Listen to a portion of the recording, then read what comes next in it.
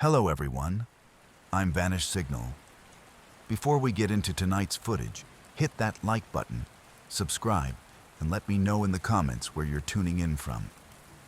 You're going to want to keep the lights on for this one, and maybe even unplug that old security cam you've forgotten about in the basement.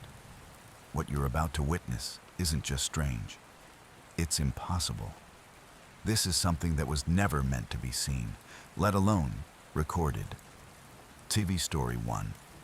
Maintenance required. The footage in question came from a subterranean parking structure beneath a luxury apartment complex in downtown Raleigh. A tech contractor working late stumbled upon the video file while sweeping the internal buffer logs. It wasn't labeled correctly, wasn't linked to a live feed, and wasn't backed up on any cloud system. The file name simply read, Unit B12. That should have been the first red flag. Unit B12 had been fully decommissioned in late 2021. According to the maintenance records, the camera had been pulled from service due to water damage. The wiring was torn out, the lens casing removed. Power to that junction had been cut entirely. No light, no signal, no reason to record anything. And yet, somehow, it did. The angle was awkward and low, wedged deep into a corner of cracked concrete near the emergency stairwell at the far end of the structure. The image quality was degraded, grainy and unstable, but it showed what it needed to show.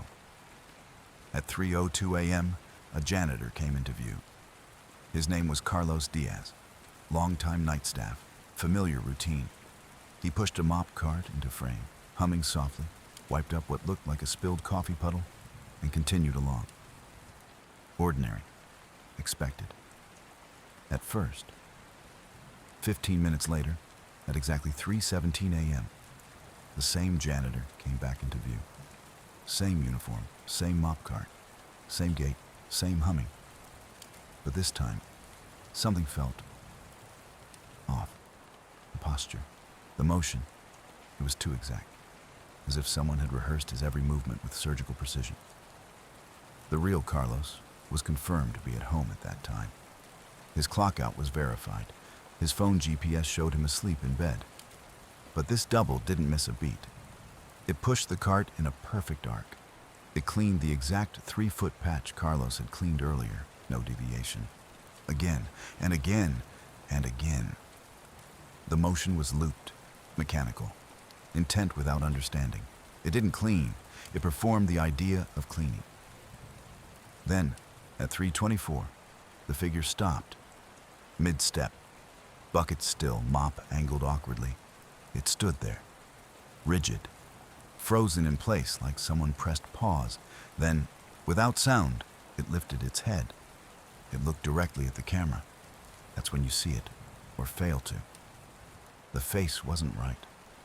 From a distance, it looked like Carlos. But up close, the illusion broke.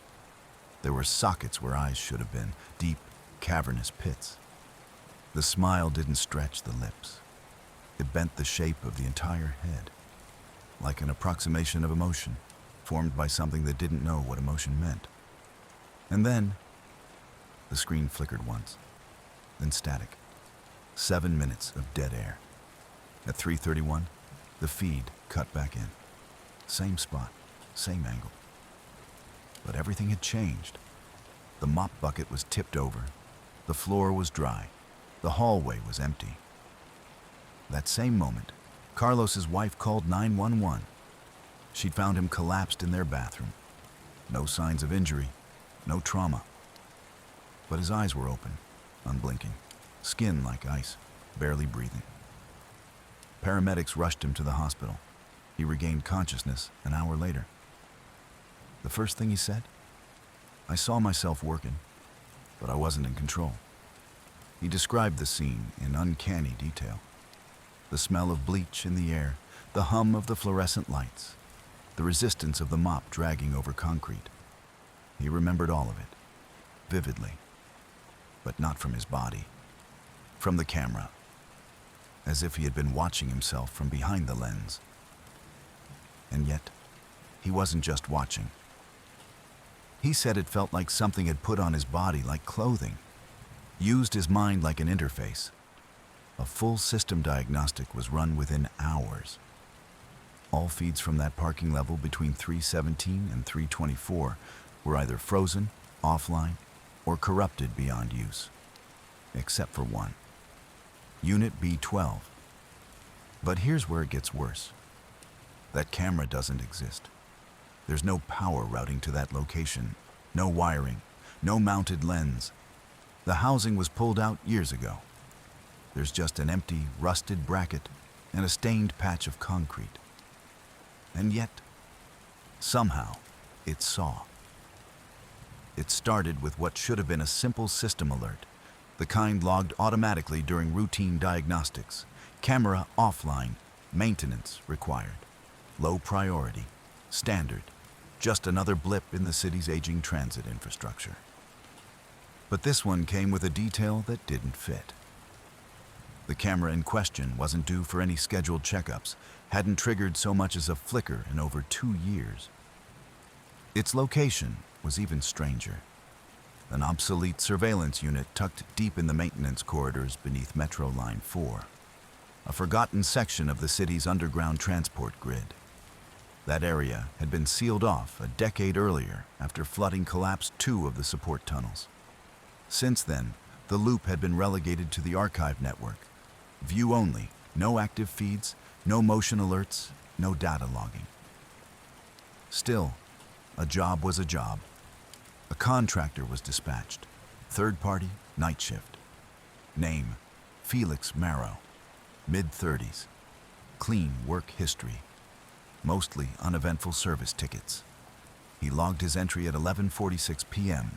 Badge scan confirmed. He entered via the northern service hatch near Bay Street, descended into the tunnel with a standard issue console, and checked in from Subjunction 4C. According to records, he was scheduled to confirm status and reinitialize the offline node. Quick task. 1 corridor, in and out. But from the moment he keyed into the mainline junction, things started going sideways.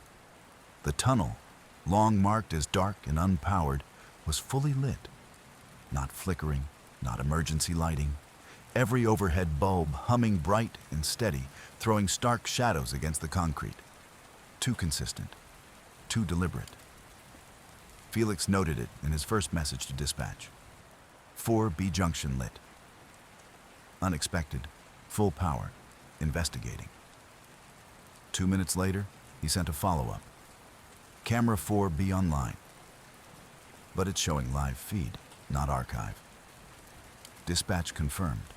The camera, hardwired to a legacy loop with no internet access and no uplink, was somehow broadcasting in real time. Clear video, 1080p resolution, static angle fixed on the middle of the corridor, stretching into darkness. Then came movement. Something stepped into view, not fast, not cautious, just slow, calculated. It was tall, inhumanly so. Lean limbs, elongated proportions.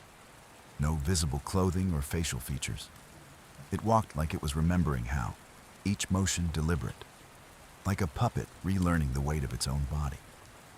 Every few steps it paused, turning its head slowly toward the lens, as if it was aware it was being watched, as if it expected an audience. Then, silence. No more updates, no check-ins. Dispatch pinged Felix's console. No response. According to system logs, his GPS showed him exiting the tunnel at 1:22 a.m. But something didn't match. When the archived video was reviewed frame by frame, the feed didn't show him leaving. It showed him standing, still, at the far end of the corridor, just barely within the frame, eyes open, fixed on the camera. He didn't move, he didn't blink. But the tension in his face told another story. Muscles pulled tight, jaw clenched, eyes wide, like he wanted to move, like he was trying, but couldn't. Then a flash, white screen, then black, then static, and then Felix again. This time he was closer, only feet from the lens, same uniform, same face, but the lighting was wrong. Too even. No contrast, no depth, no shadow. The system flagged the footage for anomaly review. Power to the camera was remotely disabled. The next morning, a second technician, contractor ID Barrows, M. Sur, was dispatched for confirmation. She found the sub-level door wide open, lock mechanism undamaged. The camera mount was intact, but the lens had shattered outward, as if something inside had pressed against it until it burst. Power flow was nominal, no hardware failure. But on the wall behind the unit, written in thick black grease pencil, someone had scrawled a message: "Maintenance complete."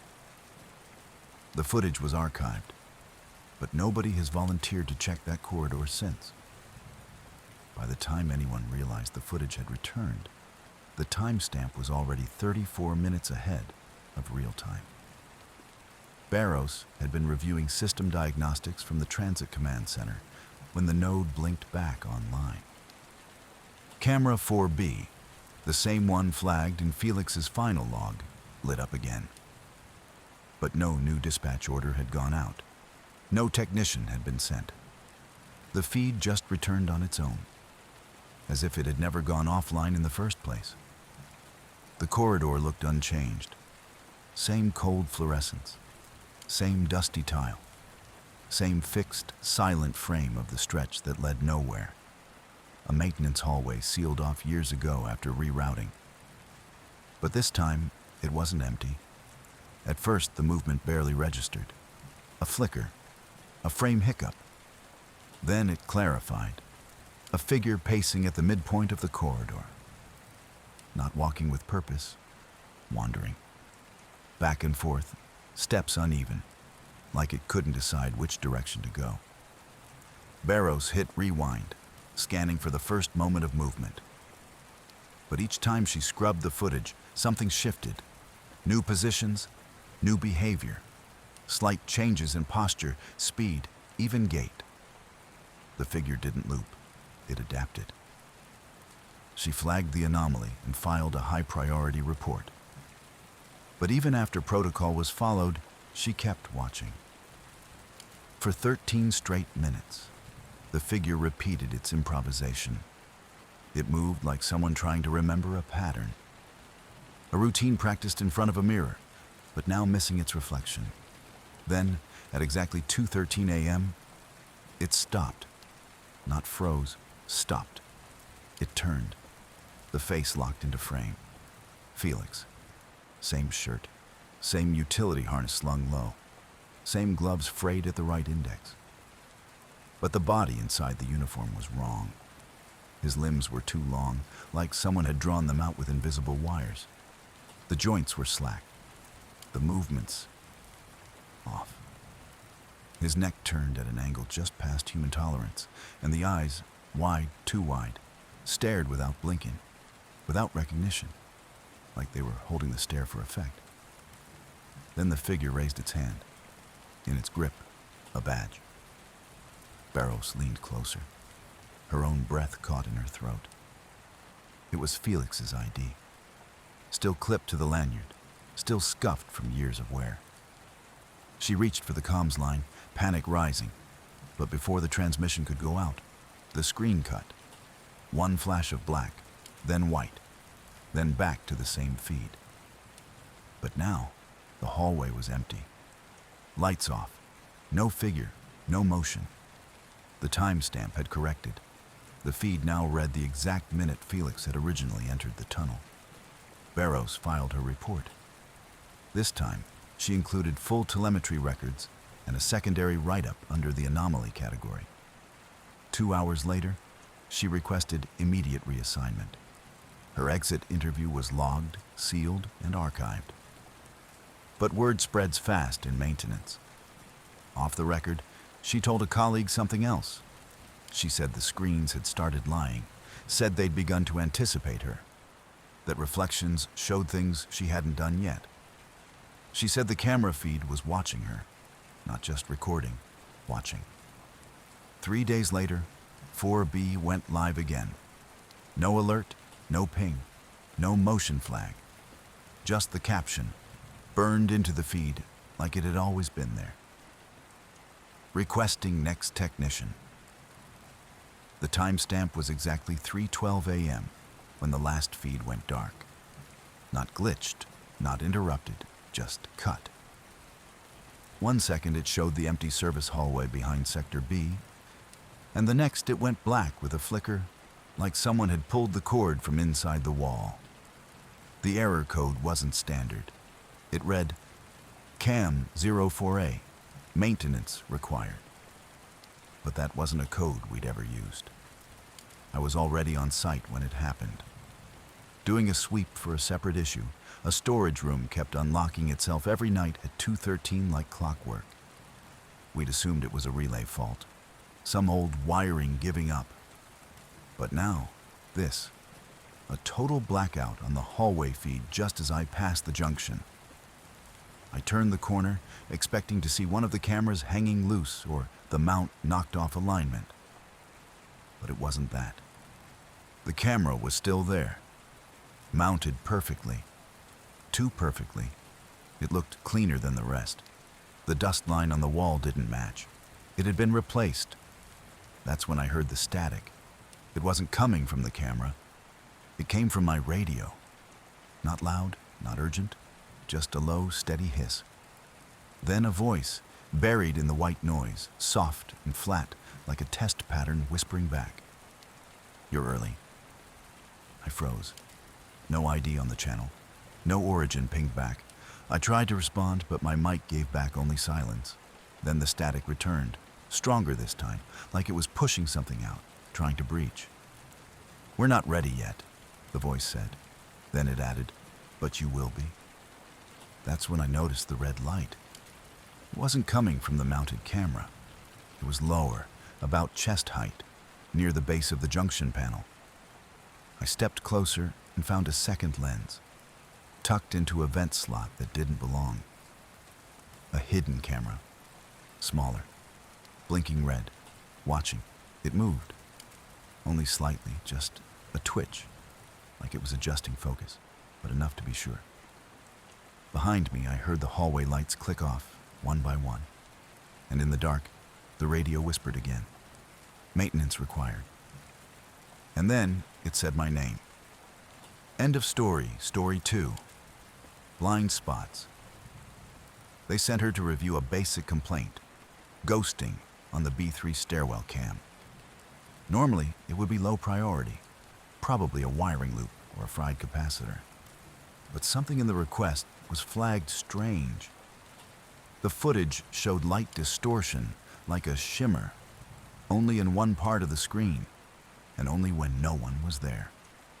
Security specialist Dana Holt arrived on site at 11:58 p.m.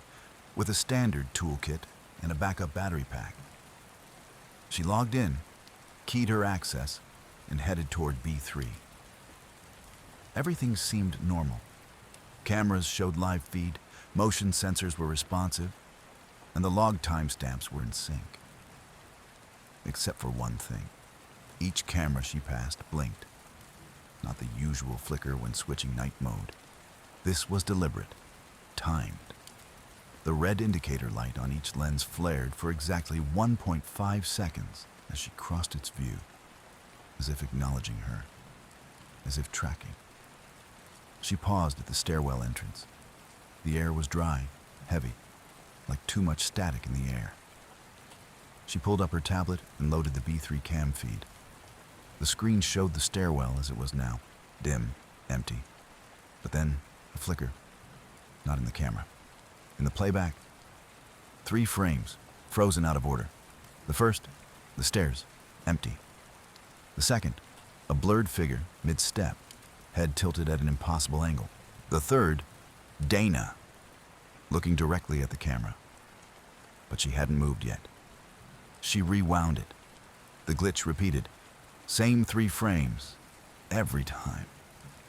Dana stepped into the stairwell. Instantly, her headset popped once with static, then went quiet. The lights above dimmed by a fraction. She reached the first landing and looked up.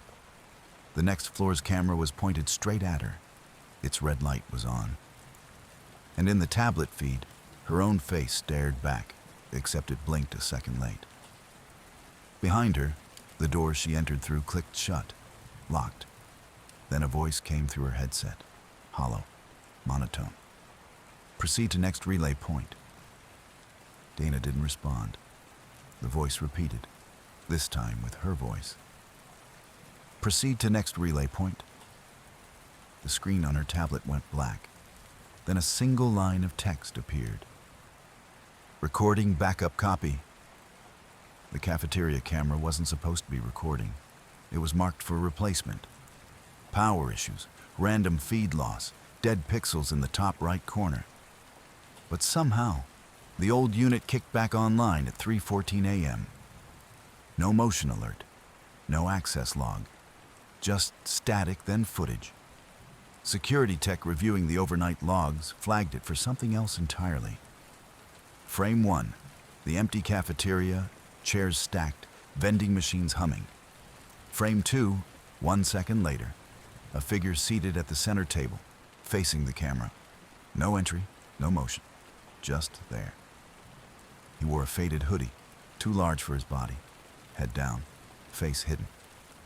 For 48 minutes, he didn't move, didn't eat, didn't even breathe, as far as the feed could tell.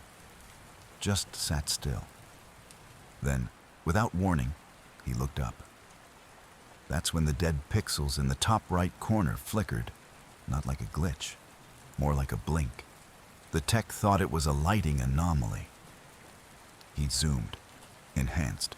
Frame-by-frame playback revealed something else. The pixels weren't dead. They were covering something, masking it. A shape, small, impossible to define. Pressed against the lens from the inside, distorting light subtly.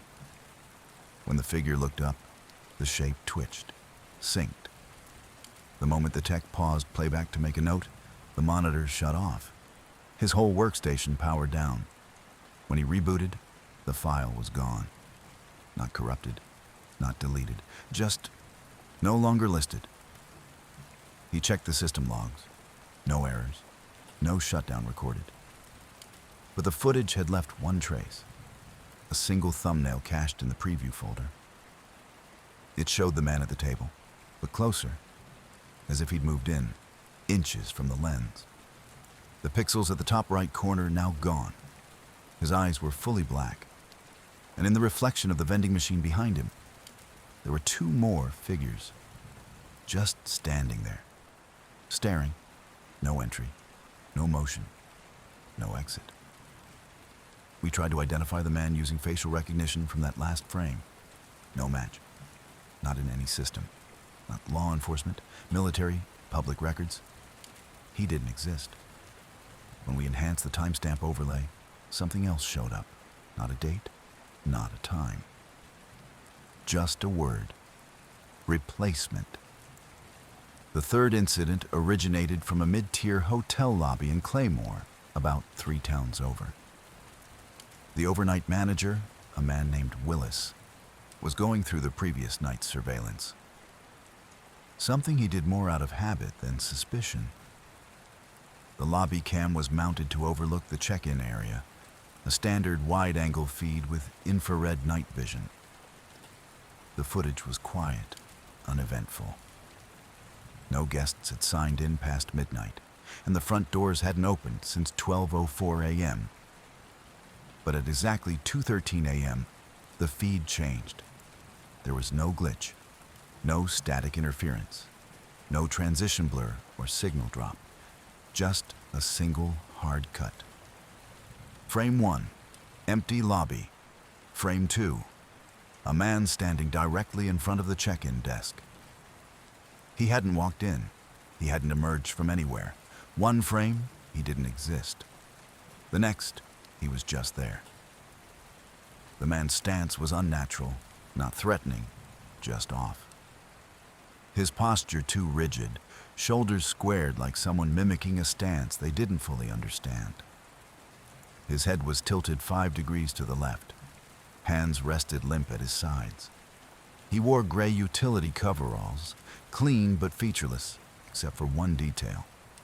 A small black patch sewn over his left chest. No letters, no logo, just solid black. The man never moved. The camera held him for precisely 12 seconds. Then, another cut. Same abrupt jump. Frame, empty lobby again. Willis played it back. 5 times. 10. Called another staff member to watch, then another. Same result every time. No entry, no exit, no evidence the man had physically come or gone. Just those 12 seconds in between. Then came the time stamp. 2:13 a.m. Willis didn't know the significance, but the local precinct did. They'd seen it before. Twice already, and now a third time. Security was brought in. Every camera feed across the hotel's first floor was pulled and scrubbed. Hallways, loading bays, lounge, not a trace. Until stairwell B. At 2:15 a.m., the emergency exit light in stairwell B flickered, barely noticeable. 1 frame only. And in that single flicker, the man appeared, standing motionless on the 3rd step from the bottom, back to the camera, facing the concrete wall, head still tilted, no motion, no shift in posture, just 1 frame. And then he was gone. He didn't go up, didn't go down. The rest of the footage was clean, untouched. They ran diagnostics on the camera. No fault found. The footage was real. The man had been there. And then he wasn't. Just like that. The feed from cam 12 went black at 3:14 a.m. No warning, no flicker, just clean cut to static. Normally, the system pings the control room when something goes offline. Motion spike, IR flare, power surge. But this time, nothing. Cam 12 just vanished. By 3:15, 2 more went down. Cam 9 in the northwest stairwell, Cam 3 facing the loading bay. The pattern wasn't linear. It jumped, like something was picking them, not disabling them. We ran diagnostics. No faults, no outages. The server logs showed no error messages, no corrupt signals. The cameras weren't being blocked. They were being disconnected, cleanly, intentionally. Torres noticed something else. Before each feed died, the last frame would freeze, not glitch, not distort, just freeze, and then brighten by 2 levels, almost imperceptible. But enough that faces looked washed out, as if the system had tried to auto-expose for something standing in the dark. At 3:19, Cam 6, the main lobby, blinked out. Then the server pinged. A file had been uploaded, not from a remote source, from the system itself. File name, observed1.move. We opened it. It was lobby footage, but not current. Timestamp read 2 days prior, and in it, Reyes was standing at the front desk, speaking with a man we couldn't identify. Nothing strange, until the man turned. For 2 frames, his face lagged. Just for a flicker, like his head moved before the rest of him caught up. We scrubbed through it frame by frame. On the 38th frame, Torres stopped. Reyes wasn't here 2 days ago, he said. She was on leave. I drove her home myself. But the footage didn't lie. Reyes stood there, clear as day, wearing the same jacket she hadn't brought back to work yet, saying things she'd never remembered saying. With a stranger no one could name, a man whose badge number didn't exist. Then the screen glitched. A new file appeared, observed_2.move. No input, no commands. It opened on its own. Same hallway, same camera angle. But now the timestamp was tonight, 1 hour ahead of current time. It showed Reyes again, standing in the same place, next to me.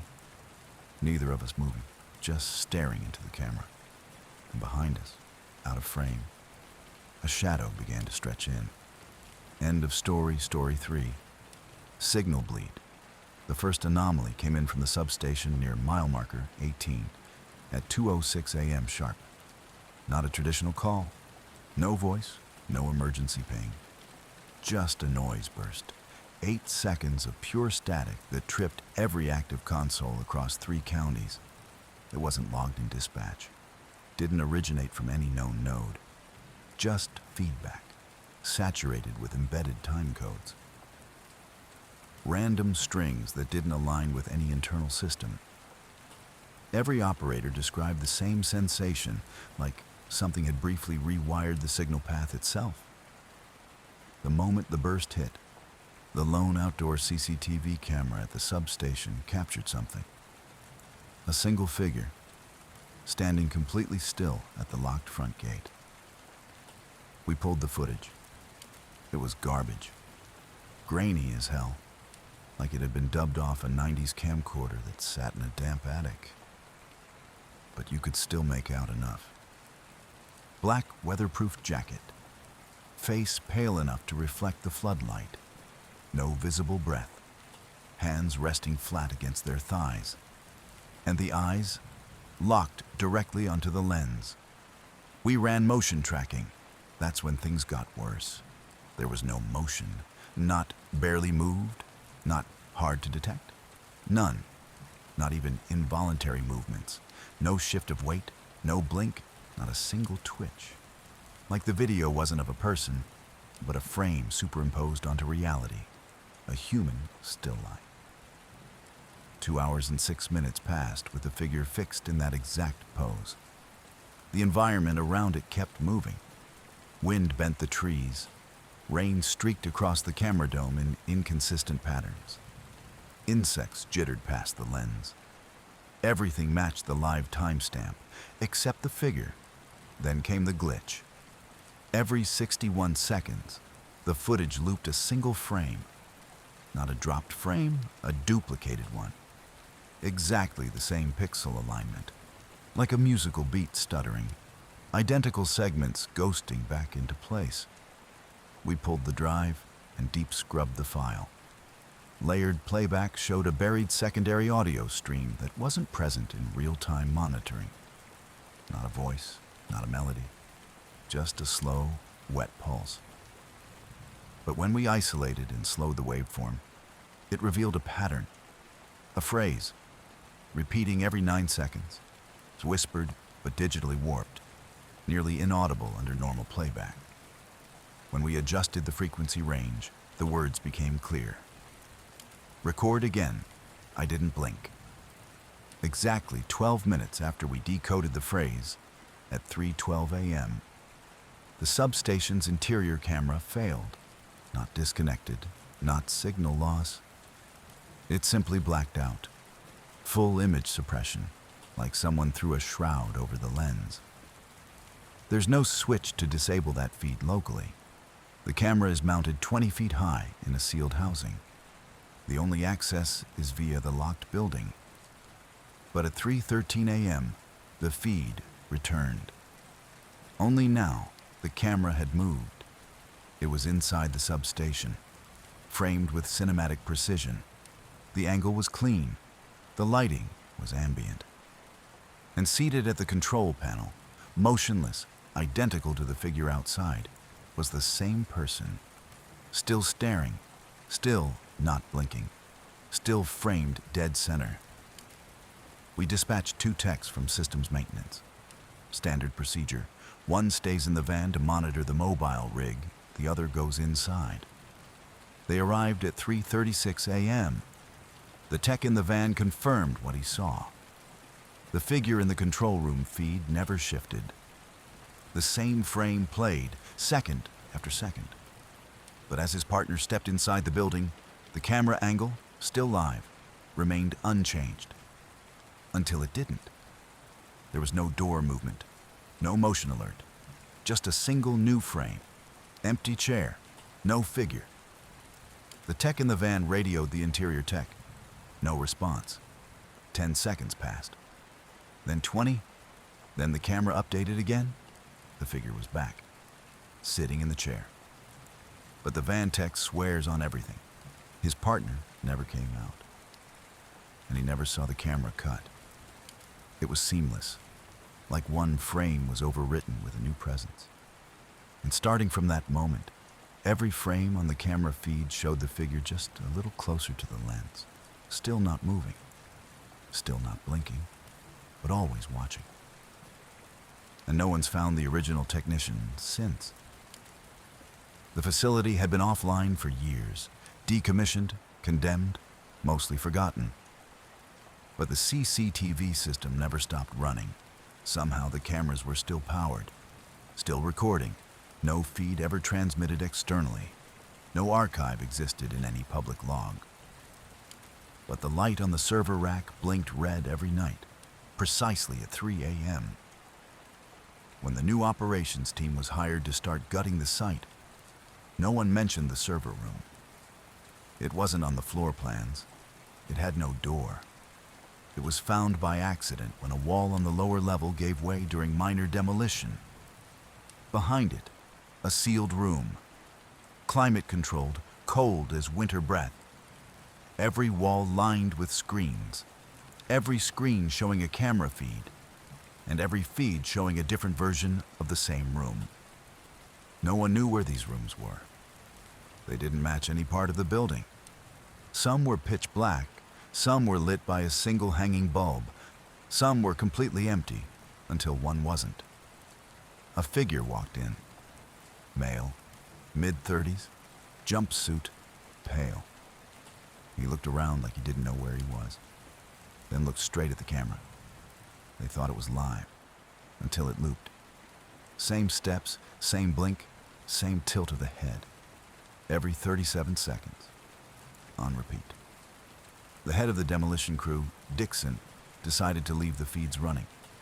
Curiosity, surveillance, maybe both. He came in every night just to watch the loops, like some ritual. He swore the figure blinked less each time, moved slower, like the footage was wearing out, or like the man in it was growing tired.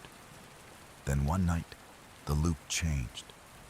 Same figure, same steps, but this time he looked down, then to the corner of the room, then directly into the lens, and spoke.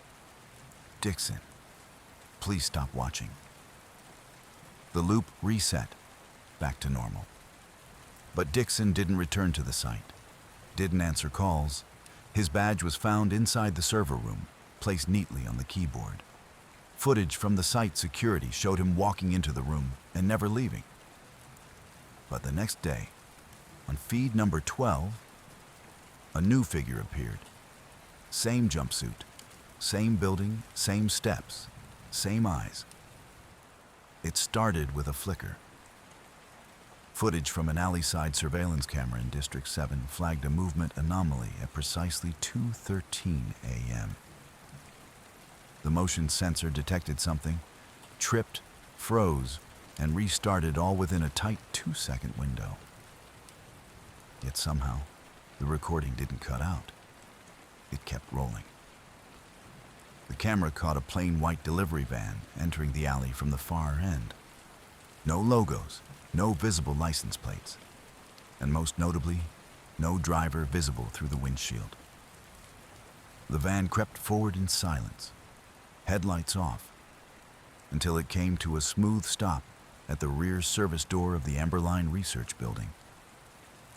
That building had been officially unoccupied for over 6 months.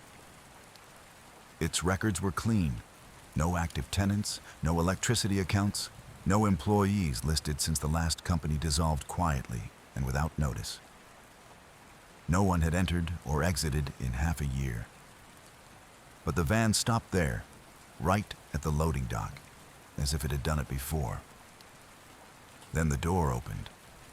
The camera feed remained steady, unbroken. Frame by frame, a single figure emerged, not from the driver's side, but from the passenger door. It moved with eerie precision, like a veteran performing muscle memory drills. There was no hesitation, no uncertainty in its stride. Its face, however, didn't register properly.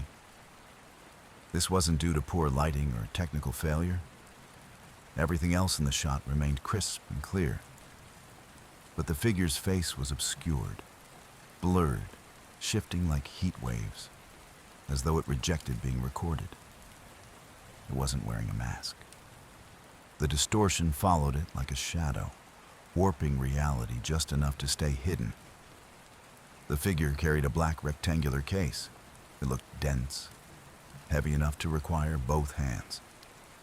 With calm, practiced movements, it approached the service door, which had no known power source, and typed in a code on the keypad.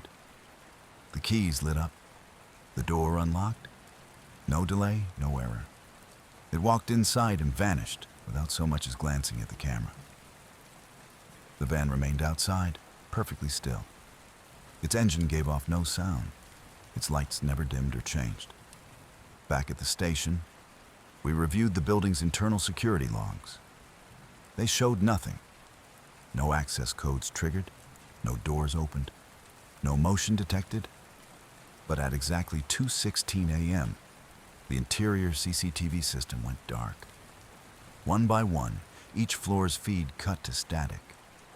It started from the basement, then the ground floor, then the first, second, third, as if something were making its way upward, a quiet ascent through a building supposedly devoid of life. 3 minutes later, only one camera came back online, the one mounted on the rooftop. The rest remained offline. What it showed wasn't comforting. The same black case, now open and empty, sat directly beside the intake fan for the building's HVAC system. No figure in sight, no sign of departure. The case was simply there, waiting to be found. The rooftop access hatch was shut tight. Nobody had come up, nobody had left. We dispatched a unit immediately. They arrived 20 minutes later. No van, no footprints, no sign of intrusion. But the black case was there, exactly where the footage had shown. It was made of composite polymer, reinforced at the edges. Lightweight, but unnaturally cold to the touch, as if it had been refrigerated or stored in vacuum. The interior was completely clean, devoid of fingerprints or residue. Except for one thing. A single sticky note, bright yellow and perfectly square, pressed flat against the inside of the lid. In block letters, it read, "Delivered. Synchronization in progress." There were no further clues. The van never reappeared on any traffic camera. The footage never showed it leaving the alley. One moment it was there. The next, the frame skipped, and it was gone. And later that night, the static returned, not just to the building system, but to ours. Different screens, different floors, different precincts, all flickering to life. All at exactly 2:13 a.m. It started in the parking garage beneath City Hall. At exactly 2:41 a.m., the camera feed for Section B, lower level, cut to static for 18 seconds. Nothing unusual there. Cheap equipment, poor wiring, maybe a rat in the conduit. But when the feed came back online, the view had changed. Same camera, same position. But it wasn't showing the garage anymore. It was showing the inside of an elevator. The problem?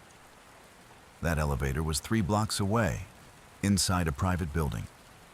No connections, no shared system, and definitely not wired to our grid. At first, the footage looked empty. Doors closed, light flickering, standard night vision hue. But on the second loop, a figure appeared, mid-frame, standing motionless in the corner, not entered, not walked in, just there. Security flagged it, sent a request to IT to run diagnostics. We thought it was a routing issue. Feeds crossed from an old network install. It happens. But when they pulled the raw data from the DVR, the elevator wasn't listed anywhere. The footage shouldn't exist. There was no digital trace of it. And when they played the time-stamped clip for a third time, the figure had moved, just slightly, closer to the lens. We scrubbed through manually. Frame by frame, the figure didn't walk, didn't blink, but in each successive frame, it was closer to the camera, not in motion, just updated. When it reached the front of the elevator, the footage glitched. Then it showed the garage again, empty, still, normal, until 3 nights later. Same time, same camera, same duration of static. This time, the footage didn't return to the elevator. It showed a stairwell, public building, but the angle was impossible. Too high, too far back. Like the lens was mounted inside the wall. And again, a figure. Same shape, same proportions, same blur at the edges like compression errors, except we weren't compressing anything. It was leaning forward now, hand against the rail, like it was listening. When we traced the feed, it didn't originate from any known node. It was being inserted directly into our live loop. Manual review confirmed this wasn't spliced archival footage. It was happening in real time, and we weren't the only ones seeing it. 2 dispatchers at a station across town saw their break room monitor cut to black, then flare back on, showing a live feed of their own lobby. Except in the footage, the doors were open. They were closed in reality. No delay, no lag, just a mismatch. And in the footage, someone was sitting at the front desk. But nobody was there. They unplugged the monitor, pulled the power, didn't matter. The image remained. Then the lights flickered, not the overheads, the screen, and the figure stood up. I got the call 30 minutes later. By the time I arrived, the station was empty. Doors open, lights still on. The footage? Looping back and forth. From the stairwell to the elevator to the front desk. Each shot 1 second shorter than the last. Each time, the figure was clearer. And then it said something. But no audio played. Only text appeared on screen. No more static, only signal. End of story 4. Static hours. The convenience store had been closed for 6 years. Or at least, that's what the city record said. No utilities, no taxes, no inspections. Just a forgotten corner property, slumped between 2 boarded-up buildings in a neighborhood where even the streetlights flickered like they were giving up. But every night around 3:15 a.m., a single bulb inside the store blinked to life. The first officer to report it was new to the force. Rookie shift, midnight patrol, cutting through back alleys to kill time. He radioed in casually. Store on Oak and Mercer's still got power. Dispatch checked. The system flagged the property as inactive. He circled back, took a photo through the front glass. No response from the system. No update. Just the photo. And in the photo, the aisles were fully stocked. That was the first red flag. The second came 2 nights later when he returned with a partner. This time, the door was unlocked. No alarm tripped, no security system activated. They stepped inside with flashlights drawn. Cool air greeted them. Too cool for a building with no power. The freezers were running. The register light blinked.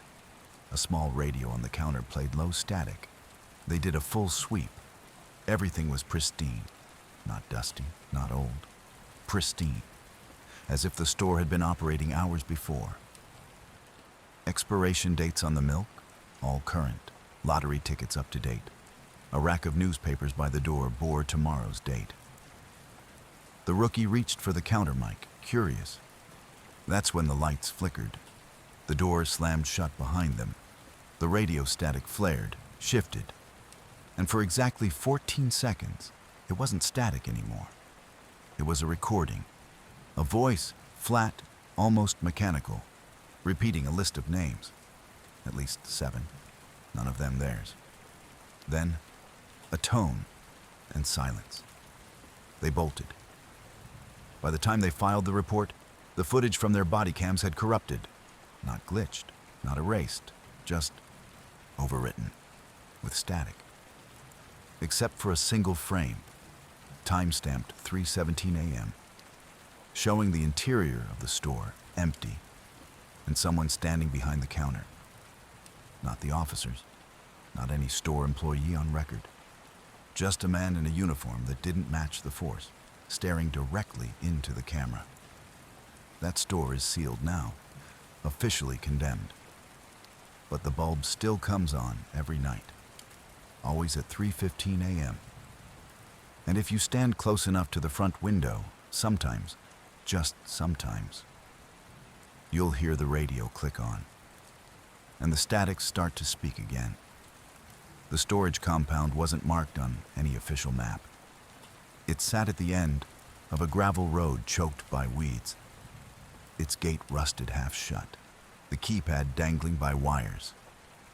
The camera feeds came to us by accident, tagged as archived infrastructure during a regional systems audit. I don't know who first flagged the folder, but by the time it hit my desk, half the department had already passed it around like a dare. Each file was labeled by date. The footage was grainy, black and white, time-stamped in the top corner with a font we hadn't used since the late 90s. Most of it showed nothing. Dim corridors, dust-filled air, unmoving doors. But on the feed marked April 7th, 2 a.m., something moved. Storage unit B4. The camera shook slightly, as if reacting to a tremor the feed couldn't fully translate. Then the metal door of B4 slowly began to roll up. No hand visible, no operator in frame. Just the door lifting and stuttering mechanical jerks. Inside was darkness. A long pause. Then something emerged. At first, we thought it was a trick of light. The shape was too tall, too narrow. It didn't walk so much as glide, passing under the doorway without ducking. Its head brushed the top of the frame. The shape paused at the entrance, turned toward the camera, and smiled. Not a face, not a person, just the gesture of a smile. The next 10 seconds of footage were corrupted, glitching frames, black bars tearing across the screen. When the image returned, the shape was gone. But every other unit door on the feed was now open. Nothing moved inside them. Nothing emerged. But the timestamp had jumped forward exactly 1 hour.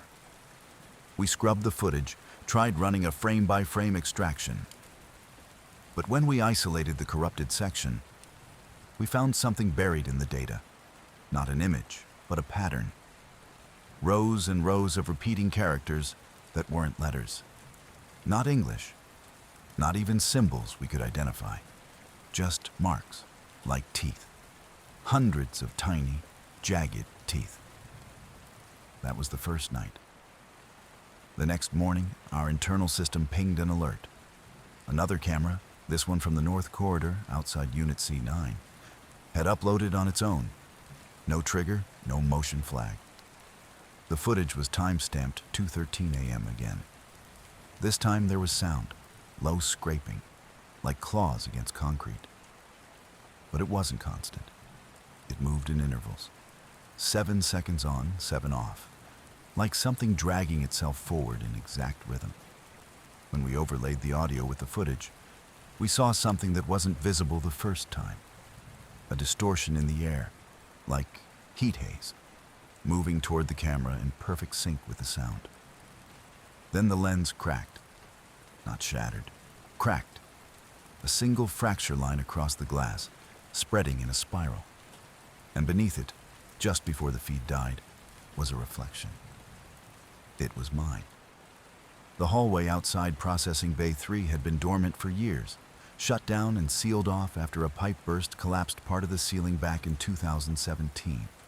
Since then, no one had gone through. No cleaning crews, no equipment storage, nothing logged in the maintenance system. The lights had long since failed. The wiring had been stripped. Power to that sector was cut entirely. But then, at exactly 2:41 a.m. last Thursday, something changed.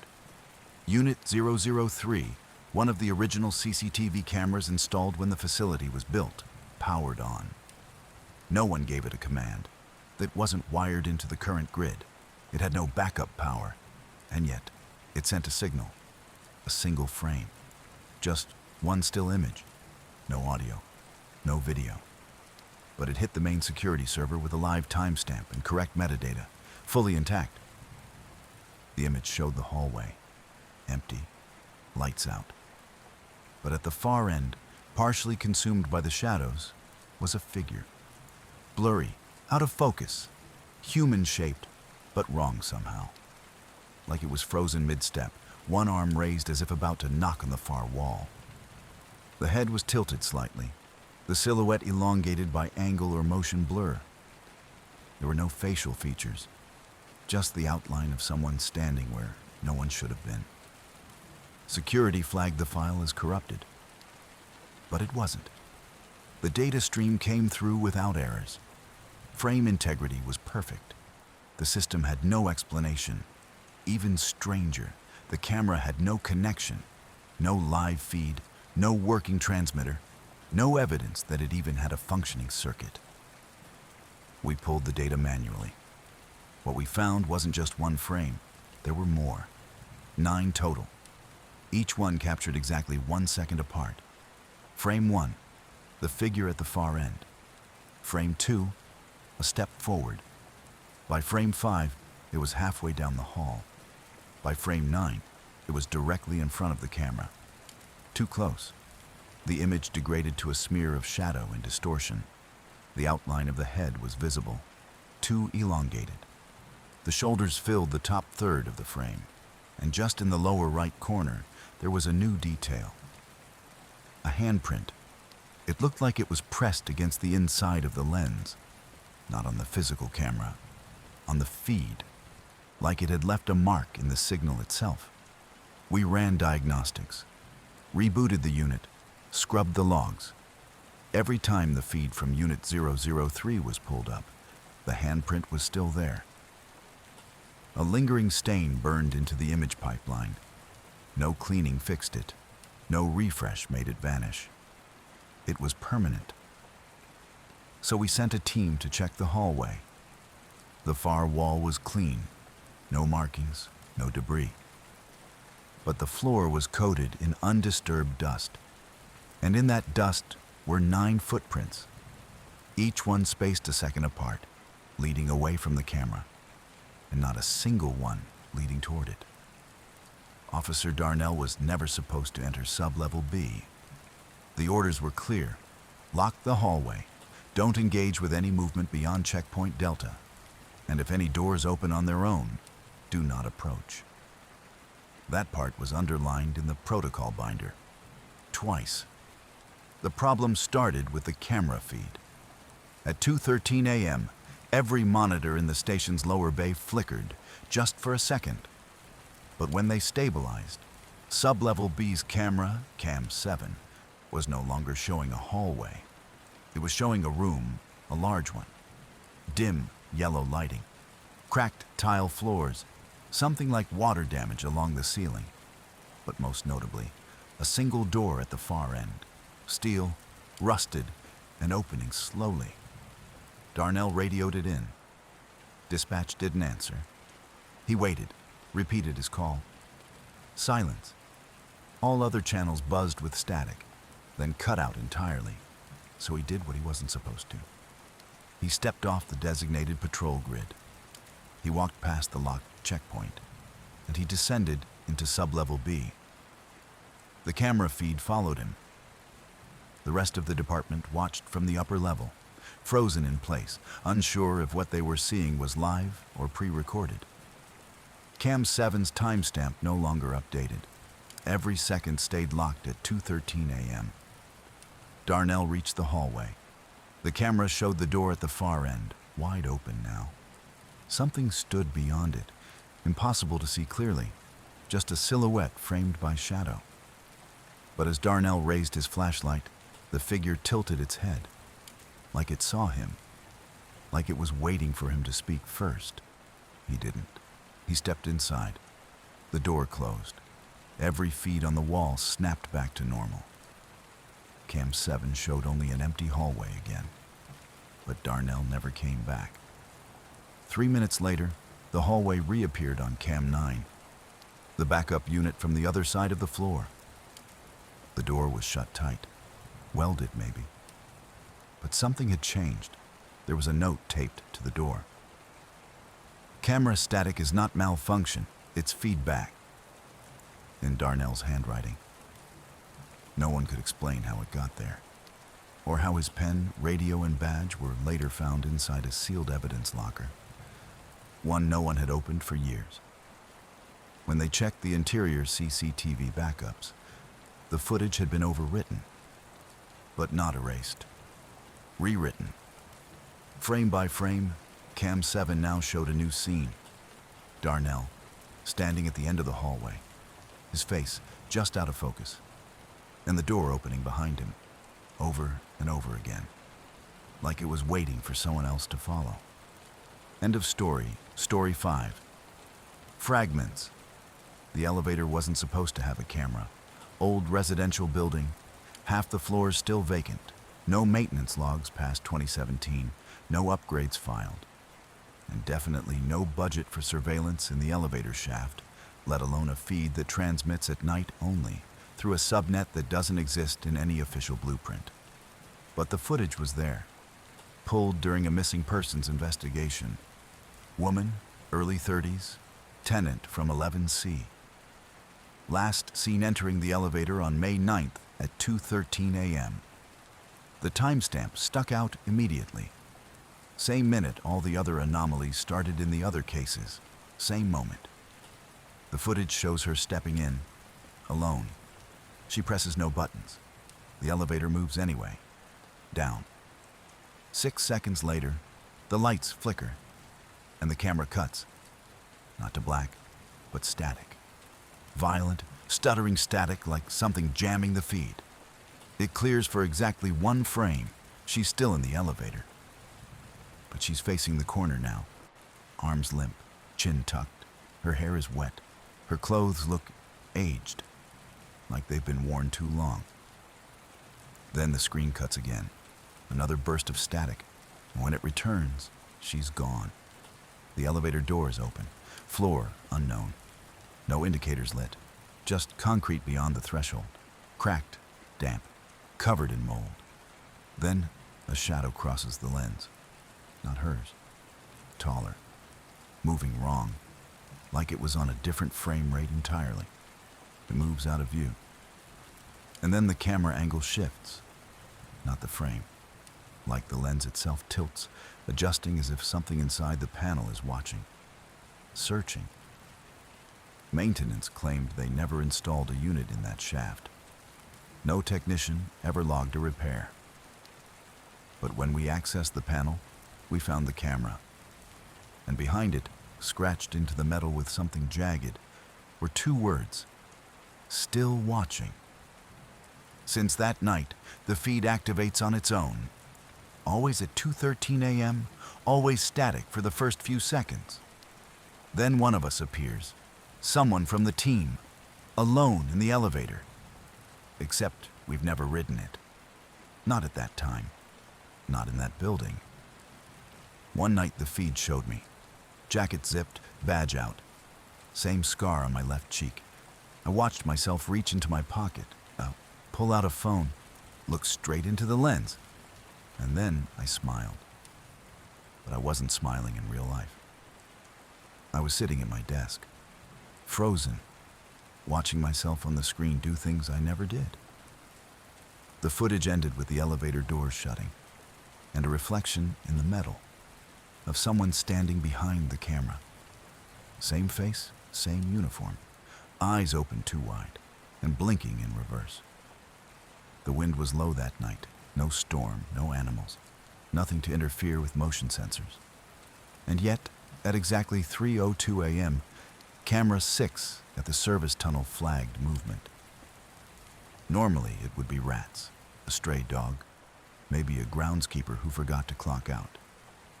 But this time, the alert came paired with a system prompt. Repetition detected. Confirm pattern. There wasn't supposed to be any pattern recognition in the software. I reviewed the footage. At first, it was nothing, just grainy blacktop and the distant hum of an industrial fan. Then the figure stepped into view. Male, average build, work boots, carrying a maintenance tablet. He moved slowly, glancing up at the camera once before walking off screen. 3 minutes later, camera 7 pinged. Same figure, same exact stride, same timing down to the second. We thought it was a loop, a glitch. So we rewound both feeds and synced them side by side. It wasn't a loop. They were identical, yes, but not digitally, physically. Same person, same route, same pace. As if the moment was happening again in a different location. Like reality had been copy-pasted to a new part of the map. Except it kept going. Camera 8, camera 9, camera 12, each picking him up exactly 3 minutes after the last. Same frame, same angle, but with one difference. By camera 12, the figure was smiling, not naturally. Too wide, too forced, like someone trying out an emotion they didn't fully understand. We tried to trace his origin. We ran facial scans, badge verification, uniform inventory. Nothing matched. No entry logs, no prior footage. It was like he blinked into existence on camera 6 and began walking a path already mapped for him. One of the techs joked that maybe the cameras weren't recording him. Maybe he's recording them. We laughed. Then the system issued a new prompt. Pattern complete. Begin next loop. And the feed reset. Camera 6 lit up again. Same man, same walk. But this time, he looked directly into the lens and raised his hand like he was waving. We checked the system logs. No resets had been triggered, no commands issued. But the entire timestamp grid had shifted. Every feed was now locked 3 minutes out of sync. Like something had slid the timeline over, just enough to hide what came next. The tech team tried to force a reset. It didn't work. The cameras kept playing the loop, over and over. Identical for hours, the same path, the same look, the same hand raise at camera 6, even after we shut them down. And every time we walked the halls ourselves, the cameras showed them empty. But we could still hear footsteps, always 3 minutes behind, always getting closer. The next discovery came by accident. A routine fire inspection at the downtown library unearthed a hidden crawl space sealed behind a stack of disused shelving. The fire marshal on duty noticed air movement, barely a draft, but enough to suggest an opening behind the wall. Maintenance was called in. The shelves were cleared, screws removed, paint scraped away. Behind it, a door, not part of any original blueprints. Inside, a narrow hallway of warped tile and flickering emergency lights that hadn't been connected to power in decades. The space opened into what looked like a forgotten records room, filled with analog surveillance equipment, monitors, tape reels, labeled drawers, everything coated in thick dust, except for one chair. Still warm, the monitors were dark. Most of the equipment was dead. But one screen, an old CRT bolted into a ceiling mount, flickered to life the moment the officers stepped inside. No static, no input, just a loop of black and white footage running from a top-down camera that didn't match any current install. The room in the feed was a bathroom. Linoleum floor, faded stalls, overhead light, with a slow strobe flicker. Every 37 seconds, the same figure entered frame. A woman in a tattered coat, soaking wet, hair matted to her face. She moved to the sink, looked up, stared into the mirror, then blinked and froze. Each loop, her expression changed, slightly, just enough to tell it wasn't the same playback, not a recording, not preloaded footage. Something was updating in real time. Then, during the 6th loop, the woman looked directly into the camera. Her mouth moved. No audio, no time code, just her lips forming a phrase over and over again. Tell them I'm still here. Detective Marlowe played the tape back 30 times. Same loop, same phrase. But on the 31st watch, something shifted. When the woman looked up this time, her face had changed. Not dramatically, but enough. Nose slightly off-center, eyes too close, like someone had tried to reconstruct her from memory, and failed. And this time, when she mouthed her line, it was different. "You're watching me from the wrong side." Marlowe froze the footage and called it in. The team checked every active camera feed across the city grid for cross-reference. Nothing matched. Not the angle, not the room, not the timestamp. Because there wasn't one.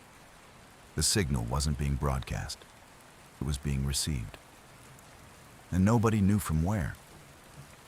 The hard drives didn't belong in evidence. They weren't labeled, weren't bagged, and no chain of custody tag had ever been filed. Reyes found them buried in a box marked discarded, wedged behind broken monitors and a melted keyboard from a fire that had never been logged. She only noticed them because one of the drives was humming, still powered, still warm. I reviewed the footage alone. Not smart, not safe, but I had to see it myself. Reyes warned me before she left. "Watch your back, Mercer." The building remembers. I didn't ask what she meant.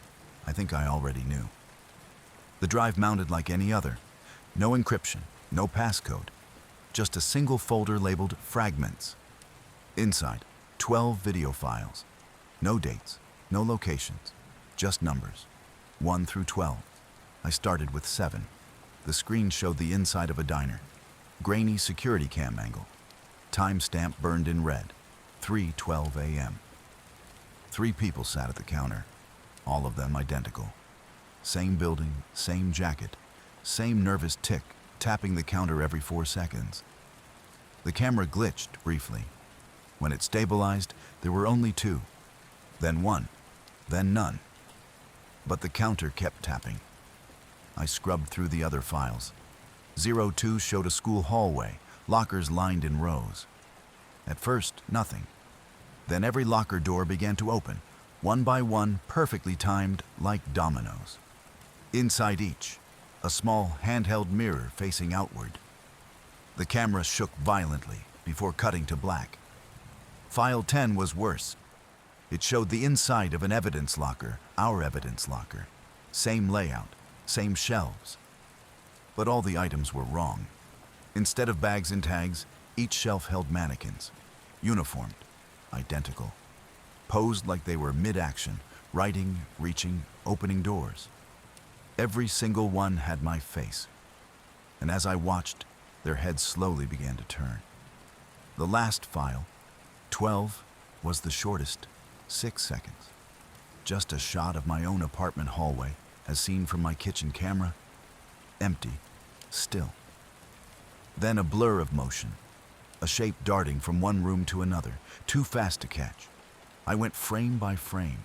On frame 87, it stood still, staring into the lens, wearing my clothes, eyes too wide, mouth half open, like it had been caught mid-word. I paused the video. In the reflection on the lens, I saw myself, leaning forward.